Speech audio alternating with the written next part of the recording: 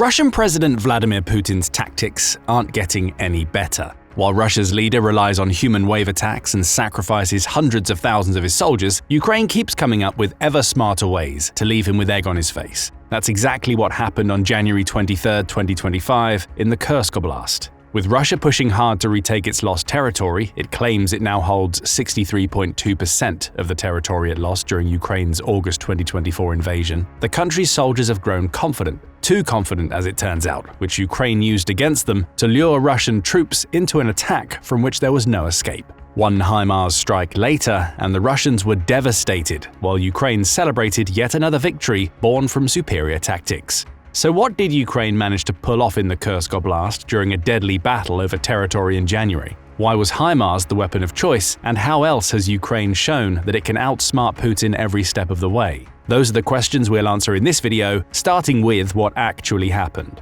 As fighting raged in the Kursk village of Sverdlikovo in late January, it looked for all the world like Russia was gaining an advantage. It was pushing Ukraine's troops back, forcing them behind a tree line as it edged closer to retaking the village. Sverdlikovo and the surrounding territory were no strangers to this type of fighting. Earlier in January, both Russia and Ukraine launched offensives against each other to try and take the territory. One of those assaults, which took place on January 5th, saw Russia attacking using 40 vehicles and members of its 106th Airborne Division and both the 155th and 810th Naval Infantry Brigades in what Ukraine dubbed the largest since our invasion of Kursk. As those 40 Russian vehicles trundled along predictable paths, Ukraine countered them with troops riding in infantry fighting vehicles and armored trucks. It was launching an assault of its own after plowing a path toward Berdin, following the clearance of mines that were standing in its way. As Russia's assault stalled in the face of Ukraine's drones, missiles, and artillery, all of which were employed to blast the encroaching Russians to smithereens, Ukraine found its own attack having to deal with jam-proof Russian drones that swarmed their vehicles. Ukraine was the more successful of the two that day, managing to push forward for 2 miles. But the dual attack ultimately ended in something of a stalemate, leading Forbes writer David Axe to speculate that if Ukraine were to succeed in holding on to Kursk, it would have to take advantage of the element of surprise.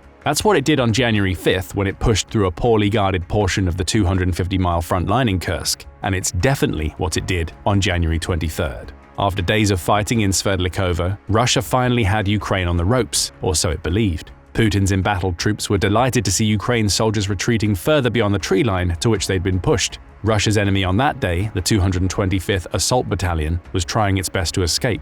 Putin would never allow that. So the triumphant Russian troops gave chase, confident that they would catch up to the 225th Assault Battalion, take it out, and finally reclaim Sverdlikovo for the motherland. There was just one problem. Ukraine's retreat was premeditated and designed specifically to lure the overconfident Russians to their doom. As Russia's soldiers pushed beyond the Sverdlikovo tree line to give chase, Ukraine was preparing a high-mobility artillery rocket system, or HIMARS, around 10 miles away. This American-made weapon has been a game-changer for Ukraine since it received its first delivery in 2022, allowing it to destroy tanks, armored vehicles, and entire units of Russian troops in an instant. HIMARS would rain a hail of rockets on the happy Russian soldiers' parade on January 23rd. While Ukraine prepared its powerful rocket system, one of the country's drones kept track of the Russian soldiers as they pushed through the forested area. It may have been that same drone that watched on as a shower of powerful rockets crashed down on the Russian soldiers, absolutely devastating them. Russia had fallen into Ukraine's trap. An ambush created by a false retreat saw Ukraine finally come out on top in the battle for Sverdlikovo,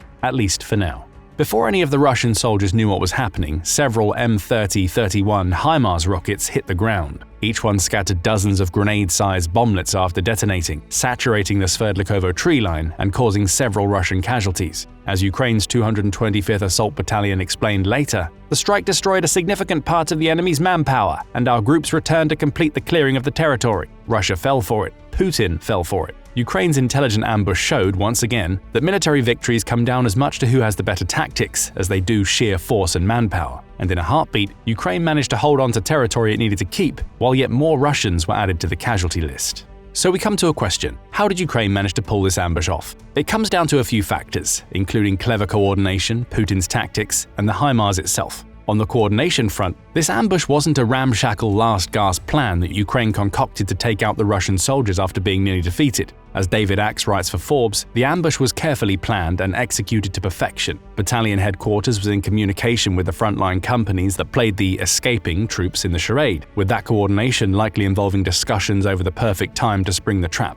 Command would need time to get the HIMARS into place. It also needed drone operators to track the Russian soldiers as they entered the tree line, and it had to designate a kill zone for the strike to take place. The escaping Ukrainian troops would lead the Russian soldiers to this specific spot within the forested area so they could be in range of Ukraine's mobile rocket launchers. None of this happened by chance.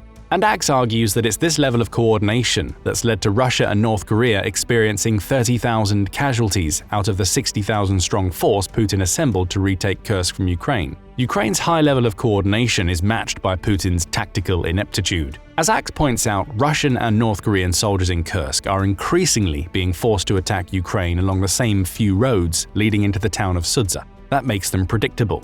Ukraine knows where Russia is coming from at all times and can set up defensive perimeters to bat Putin's forces back. They can also use this predictability to create traps like the HIMARS ambush that took out so many soldiers. There's also the problem of Putin sending many of these soldiers in on foot. This has been a trend in Putin's tactics since 2024 in the war. As he's running out of mechanized equipment, Ukraine's Ministry of Finance says Russia has lost 9,890 tanks and over 20,500 armored vehicles at the time of this video's creation. Putin isn't pulling his soldiers back. Rather, he's forcing them to attack without those valuable armored units. In July 2024, the Kyiv Independent reported that Russia had started to increasingly employ human wave attacks. These are assaults on Ukrainian positions in which the Russian soldiers are sent on foot to simply bombard the Ukrainians with numbers. Undefended, most of these Russian soldiers are cut down, though they still serve a purpose to Putin. They exist to soak up Ukraine's ammunition to weaken them for the next wave.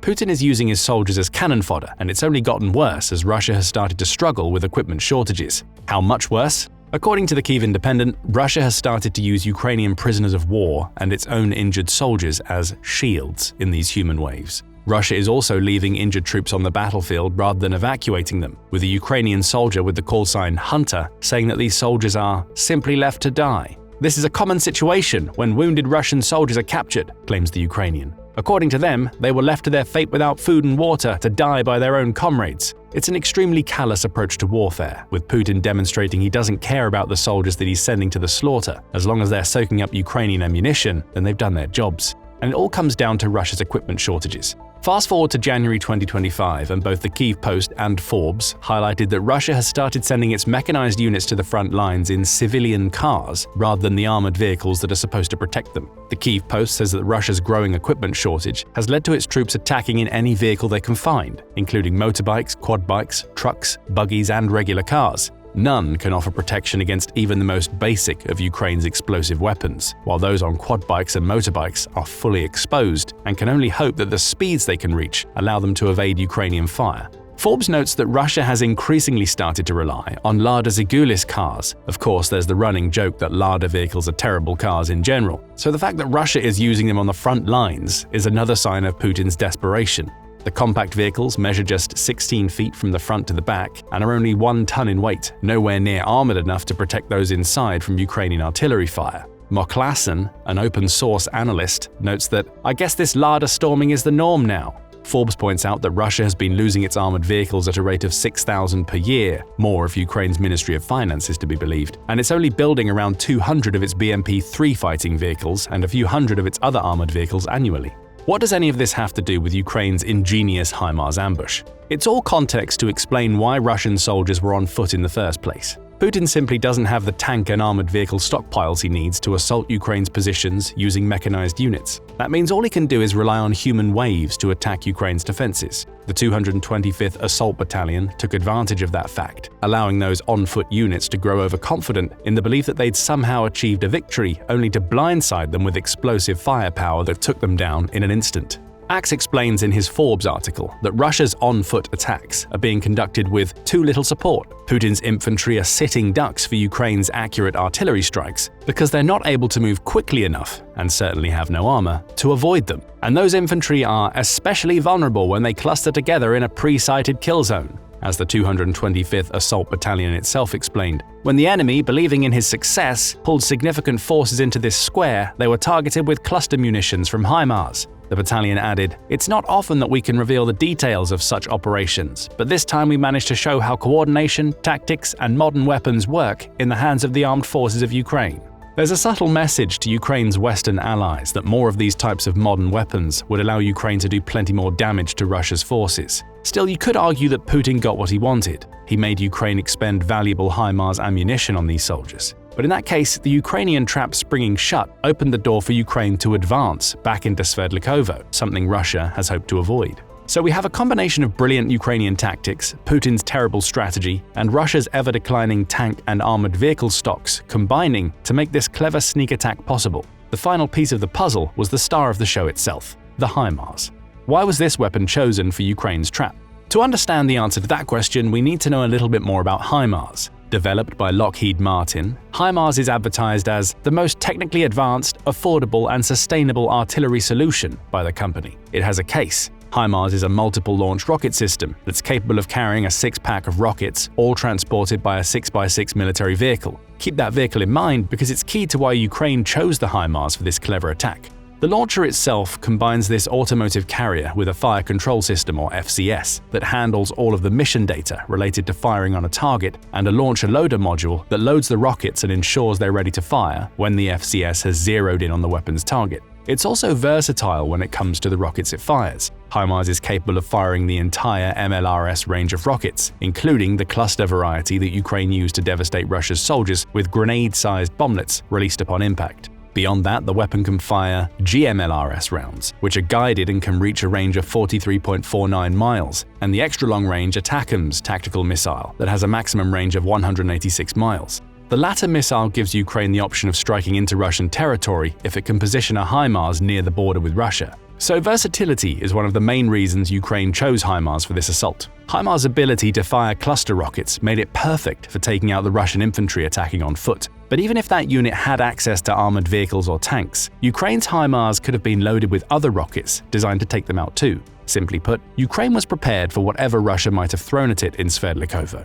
However, it's not that armament versatility that made HIMARS so effective in Ukraine's ambush. It was the weapon's mobility. We mentioned earlier that HIMARS is fitted to the chassis of a 6x6 vehicle. That transport is a medium tactical vehicle, or FMTV, which is an all-wheel drive truck weighing 5 tons. The FMTV has a Caterpillar C7 engine and a 7-speed Allison 3700 SP transmission that combine to allow it to reach a maximum speed of a little over 52 miles per hour. It also has a 298-mile range at cruising speeds, meaning Ukraine can quickly transport it to anywhere it needs on the battlefield. Combine all of that with the fact that some of the HIMARS rockets use guidance systems to improve their accuracy, the GMLRS being the standout here, and you get a weapon that's perfect for an ambush. Why? Well, Ukraine can drive its HIMARS to an out-of-sight location thanks to its excellent mobility, and as soon as that weapon has completed its precision strike, ensuring it's gone by the time Russia even realizes what's happened. That mobility means Ukraine can set up ambush after ambush, hiding the HIMARS and even adapting its plans to escape if Russia manages to locate where it's hidden. In its ambush on the Russian troops in Sverdlikovo, Ukraine masterfully used everything the HIMARS has to offer to conduct a clean strike, likely followed by a getaway that allowed it to reuse its mobile artillery units elsewhere on the front lines. Putin's forces never stood a chance. They were outsmarted from the off, fooled into thinking that they were on the verge of victory against Ukrainian forces that had a secret weapon waiting in the wings to decimate them. And it's far from the first time that Russia's soldiers have been outsmarted. Ukraine being 2 steps ahead of Putin's antiquated meat grinder tactics has been a hallmark of the special military operation. As far back as September 2023, Business Insider was reporting on Ukraine making good use of ruses and deception to get one over on Putin and take out his troops in the process. It quoted the Royal United Services Institute, or RUSI, in stating that Russian soldiers are often vulnerable to being deceived. Not because they're stupid necessarily. It all comes down to how they're organized, with Putin's human wave approach making them easy prey for much smarter Ukrainian tactics. Deception has succeeded against Russian forces at all echelons and across all 3 service branches, claimed the RUSI report. And there are plenty of examples. For instance, Ukraine has used old farming trucks sourced from the UK to trick Russia's snipers into firing on decoy targets. Those trucks have right-hand side drive, unlike most trucks sourced from Europe and the US, which allows Ukraine to put decoy dummies in the left-hand seat. The snipers mistake the dummy for the vehicle's driver and shoot at it, giving the actual driver time to find cover and escape the fire. Other examples of Ukraine's superior battlefield intelligence include its ability to take advantage of the fact that Russia's military is so poorly supplied that many of its soldiers use cell phones on the battlefield rather than encrypted radios. All it takes is a little cyber warfare knowledge to zone in on those cell phone signals, and those Russian soldiers become targets for missile strikes. In fact, it was a tracked cell phone that enabled Ukraine to launch missiles at Russian soldiers gathered in the Ukrainian town of Makivka in January 2023. 89 Russian soldiers died in that strike, all because of a cell phone. Ukraine has also used wooden decoys to trick Russia into wasting $35,000 kamikaze drones on attacks that cause no casualties. It's taken advantage of Russian journalists publishing pictures of military and mercenary bases to blast them to pieces. It's even tricked Russia's soldiers into firing on Ukrainian flags, exposing the Russian positions and making them vulnerable to an attack. Right now, Ukraine is keeping up its pattern of outsmarting Russia's forces by using AI-powered drones to scout positions, scan massive areas, and detect vehicles, all autonomously and without the need for human intervention. The HIMARS attack in Sverdlikovo wasn't a one-off example of Ukraine outsmarting Russia's forces. It was one of the many examples that show Ukraine has Putin's number, at least tactically, on the battlefield. There's only one more question left to answer. What is Russia going to do about Ukraine's HIMARS? Not much. It took Russia about 2 years to manage to destroy its first Ukrainian HIMARS, even though the artillery systems have been in Ukraine since almost the beginning of Putin's special military operation. And that success only came by chance when a Russian drone spotted a HIMARS being transported about 25 miles from the front lines in Donetsk. Putin has no surefire way to take out these powerful rockets because they're constantly on the move. As soon as a HIMARS launches its rockets, Ukraine can drive it away at high speeds that make it almost impossible to track the weapon. Russia only managed its first victory over a HIMARS with a combination of luck and an extremely powerful Iskander missile strike. What does that mean for Putin? More ambushes like the one that took out so many of his soldiers in Sverdlikovo may be coming. Ukraine has already established that the tactic works. Putin's own tactics force his soldiers to push any advantage they may believe they have, making them vulnerable to the same types of ambushes in the future. And even if those Russian soldiers smell a rat and choose not to chase Ukraine's supposedly fleeing soldiers, that's still good news for Ukraine. It gives their soldiers time to regroup and counter even without the HIMARS in play. But what do you think about Ukraine's brilliant sneak attack on Russia's soldiers in Sverdlikovo? Are we likely to see more of these types of attacks in the future? What, if anything, can Russia do to counter them? Share your thoughts in the comments, and thank you for watching the video.